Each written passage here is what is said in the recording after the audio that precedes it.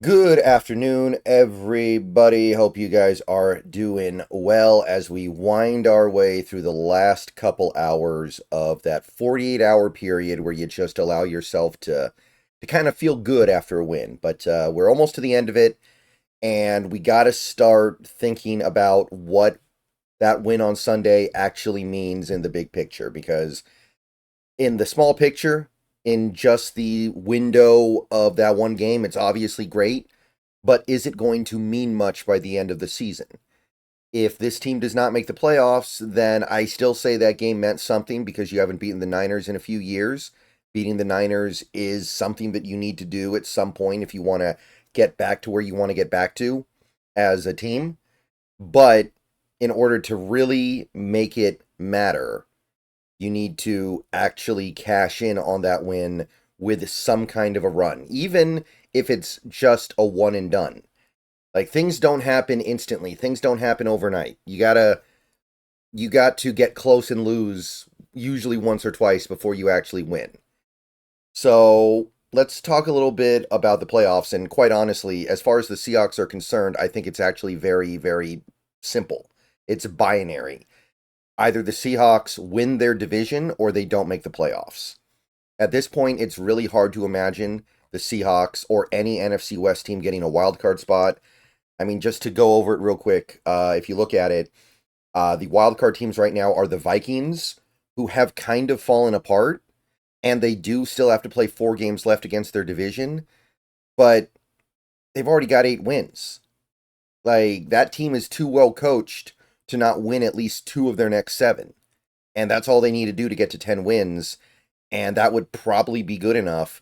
And given how good a job they've done at gutting out tough wins so far this year, even with their recent struggles, honestly, I think winning 3 of 7 is kind of the worst case scenario. So the Vikings are pretty much they're there. They're going to do it.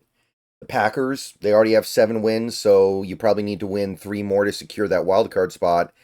And that's a team that has already survived some pretty significant injuries to get here. So I imagine they're going to have another 3 wins. And then you've got the Commanders who already have 7 wins. Now, the Commanders are kind of fraudulent, but the thing is, they've already got the 7 wins, and they play Dallas twice, and they play the Titans, and I think they play the Saints. So they're going to find a way to 10 wins. So you're not going to crack into this wild card conversation very easily. So I would definitely look at the division. If one of these teams completely falls apart, which is not impossible, I mean, we play the Vikings, we play the Packers, we could push them down the slope, I guess.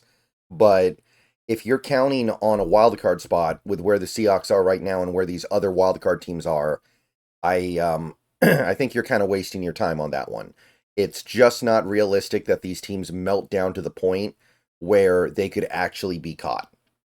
We'll have that conversation again in a month. Maybe things will have changed, but right now, the clear path to the postseason is through the division. So I wanted to take a look at what is coming up for our division rivals, what the remaining schedules look like for these teams. Real quick, before we get into all this, I hope you like the video. If you do, please click the thumbs up button down below. Subscribe if you're new. Click the bell for notifications. Become a channel member for $2 a month. Those are the best ways to help support the channel. So let's start with the current division leaders and current number 3 seed, the Arizona Cardinals. Let's talk about the Cardinals. What do they have left? So, first of all, this one is the one that the Seahawks can most easily control because they still play the Cardinals twice. And obviously, they've really turned the corner over the last month. They've won 4 straight. They're kind of like UCLA before the Huskies played them, right? And the Huskies did get that win. Hopefully, we can get our own win. But that is a team that looked like they were on death's door, and then they put together 4 wins in a row, including the last 2 that have been blowouts. And they do get Seattle off a bye, which is to their advantage for sure. But they have to play Seattle twice in 3 weeks. So Seattle controls their own destiny as it regards to Arizona. If they beat them twice, that is probably going to give them a significant leg up. The Cardinals also have to play at Minnesota, and we just talked about Minnesota. They are kind of falling apart, but they're still winning games. So I don't know if it can really be said that they've actually fallen apart yet. I think that if you really look at the way they're playing football, it's clear that that team is not where they were earlier in the season. But that's not an easy win. Unfortunately, the Cardinals do have two back-to-back easy wins late December, mid-December. You got home against New England, and then you go to Carolina to play the Panthers. Those are two layups, but they end the season with two divisional games. And that's another thing going on here. We have a lot of interdivisional games in these last 7 weeks. So there's going to be a lot of losses knocked around the division by default. There's also going to be a lot of wins knocked around by default, right? You've got at LA, the Cardinals blew out the Rams in week 2, and then they have a home game against Frisco. Cardinals already beat the Niners once this year. So if they can run up that division record, they are almost certainly going to win the division. But again, this is not a soft schedule for these last 7 weeks. This is a schedule that does have two clear-cut, easy wins. And we'll have to see what happens by the time you get to January with the Rams game and the 49ers game. What state are those teams going to be in when the Cardinals play them, of course? It's always hard to figure that stuff out. But the important thing here is the Seahawks have some say. They could single-handedly knock the Cardinals out of their good position, out of the currently being at the top of the division, because they still play them twice. But it's a pretty moderate schedule. This is not bad for the Cardinals. Rams, looking at what the Rams have left, they are probably in for some rough sledding here. They've got the Eagles this upcoming week. That's probably a loss. They've got the Saints. Now, the Saints are not good, but they're not rolling over yet. And they've had some success in recent weeks. So that's probably a win. I couldn't completely write the Saints off. But then you've got a home game against Buffalo. So the Rams probably going to drop 2 of their next 3. And that would give them, of course, the losing record. That would put them in a position where they really need to beat San Fran on Thursday night, week 15. This is going to be a huge game almost certainly. And historically, the Niners almost always beat the Rams, but the Rams have already beaten the Niners once this year, a game they had no business winning, a game where the Rams had a ridiculous number of injuries and still found a way to gut it out. So who knows what's going to happen there. Now, one thing working in the favor of the Rams is that they're going to catch the Jets at the end of the season, kind of like the Seahawks, although it is worth noting that every single team in this division has beaten the Jets or has not played the Jets. So it looks like good chance the NFC West goes 4-0 against the Jets. So no advantage gained there, but they are catching the Jets at the end of the year when I don't even know if Aaron Rodgers is going to be out there at that point. They're probably going to be completely eliminated by week 16.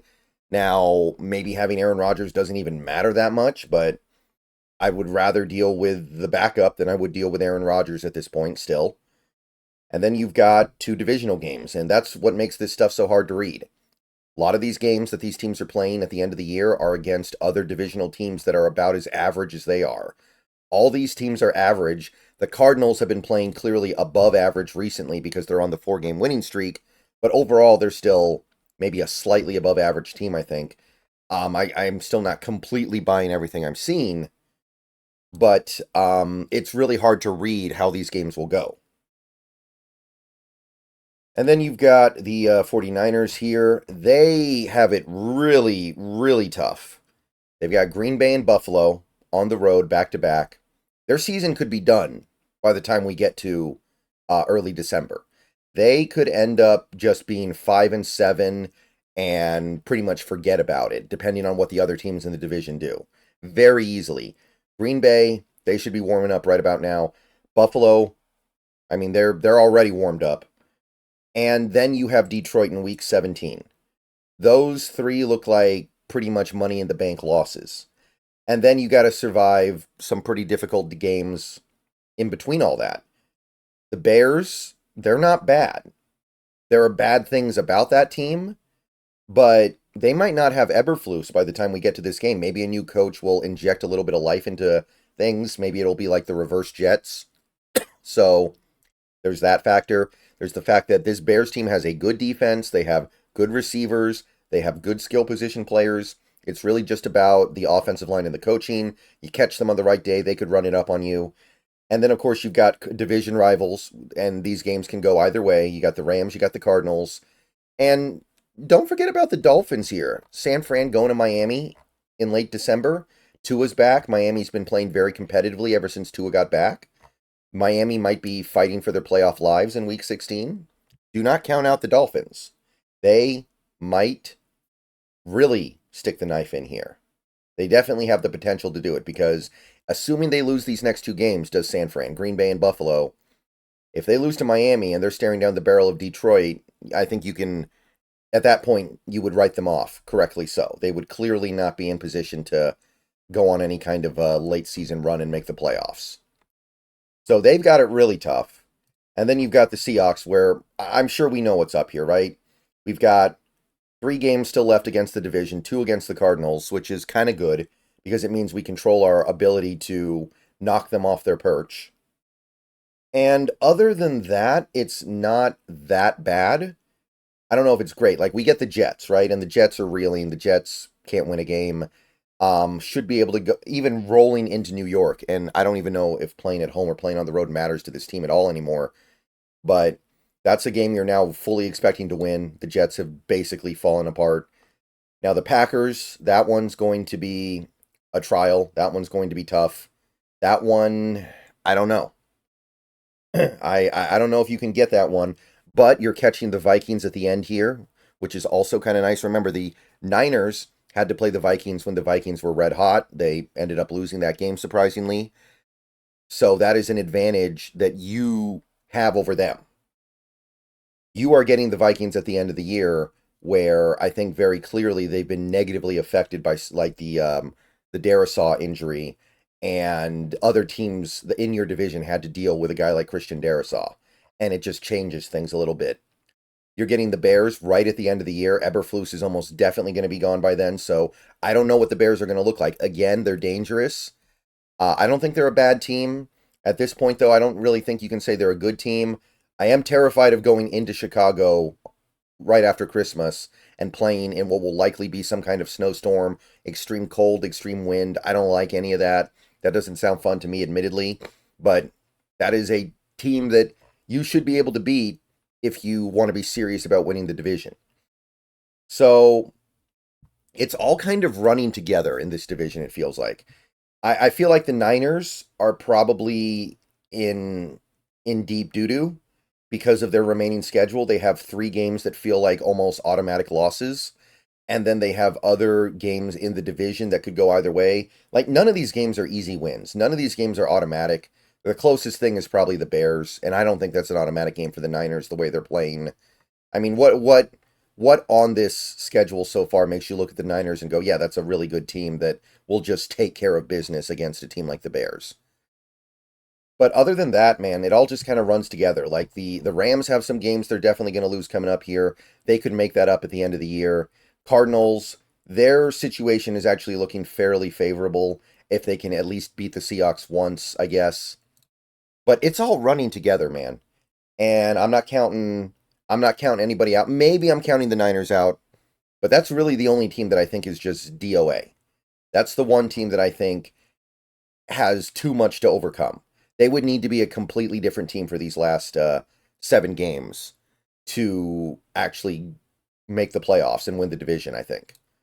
So that's where things are headed right now. That's a snapshot of the NFC West. And again, that's probably the only way you're getting in. It's going to be way too easy for these wildcard teams to get to 10 wins, and I think they're going to get to 11 wins. Like a team like the Commanders, even though they're kind of fraudulent in my eyes, I think they're going to have 4 pretty easy wins to close out the year with, I think it was the Titans, Saints, and Cowboys twice. And the Packers are good, and the Vikings have proven they can gut out tough wins. I think all those teams, you might see them all get to, honestly, if all wildcard teams this year in the NFC have 11 wins, I won't be shocked. All right, Let me know what you guys think. I'm going to get out of here. Probably another video coming later today. If not, I'll see you guys on Twitch. Go Hawks.